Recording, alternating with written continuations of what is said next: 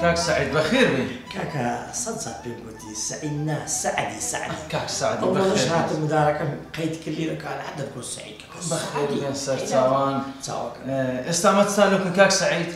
على عزيز بسعدي لقى سعدي لقد سعدي لقى سعدي سعدي كاك سعدي بخير بين. تسملو ذاك تمام مداركة ما تسوي بيبكر وساعك بيهينو بيباتر. باش الزور أشكرك أدنى يوسف كاك سعيد. كاتشي من سعيدنا سعدي. باش يعني ما نقول تاوكم. ناوي آرام سعدي. آرام سعيد. آرام سعدي. تاوكم. ماني دبر. برك بابا لما قلت ما ساعتك زور باش. بانك جانك. أو كتلفون شلو كاك سالات شجكين. باش تاوكم.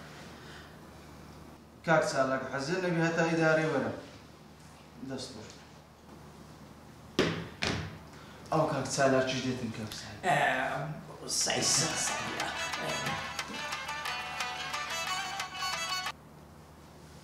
بلي. كاكا باشي كاكا مساق شاحينك مواقماشكان هنا ولا بيج مخزنم كاكا جان ها من عندك إيش ميا استاكا يكسدي بالله مخزني باشا كاكا بزرق نكي وخيرك خم النبي جانك استاكا كاكا تسوق أو هات هلا سقسي. السلام عليكم. عليكم السلام ورحمة الله. وساعتك سكين؟ بلي. كاكا جان أو مدارك من بتصدي هات سوبي ذاك بقول بعد. والله يا من سيلو برايخهم كم. بالي. لبروي زادة قربارغو. زوزو إيش مهم؟ بنزين جرانا. بنزين جرانو ظروفك هونية. بابا بتصدي هات سوبي ذاك عزيزك. كاك سالات. تلفون. ألو. سعدي باشي السلام عليكم رشيد.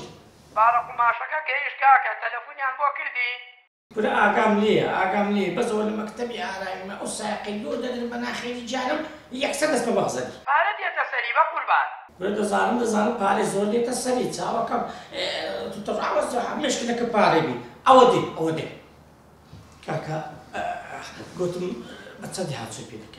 أو زوجي أم بيم قوتي. فكتبك بابا بتصدي كاك هاتسو سالات. بيدك. برين. أوا يك من داري هي. هاتو تسوكي بيبكا. يخش معنا كاك سعيد. معروفة. وني ما وصلت ورا ضمها. كاك احترام الزور دينا مساعدية. كاك سعديش من دار شي هاتو بيبكا مساعد بك إخو معنا.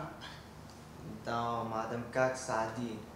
أو زاد وجي قوتني ويك قربارغا. ولا بابا بس في مكة. أنت بس تبقى من الداعي من الولد ده. أنا كنت تشيش فعلا غيب عمي من. كورا كم. بس تدهات سبيدك. ما زالت من ده. أمن همو بنزينة شيء لسه. ولا بابا مش لا بنزين ما مستعمل كده. 100,000 ده دمي قدر نخوش وعصابي. طبعا. شريك ورقرين كاكا وها. لوكيشن كم ابن لوكيشن. لوكشتك.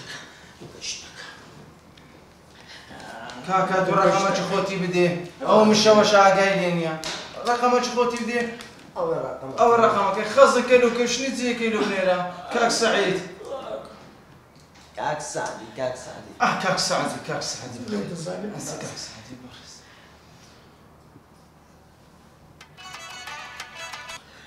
رشيد كده تمزي كلا كده تساوي التواديم كاكا ولوكشتك بلاد كده عارف بخير صرت عود مصدق توزع زلابة بخرب نايت سالاك بغيت سالاك ليش كنت سالاك بس خسكرتني او ها هسه تمشاش لوكشنا كي بزان طوا كاكا ولو روي لو قلت بيدرم باشتا زاري هو ريك زور نزيكا ده بعدين ده باب الروح دبروا تشكاك يعني بخير صرت ساعة بخير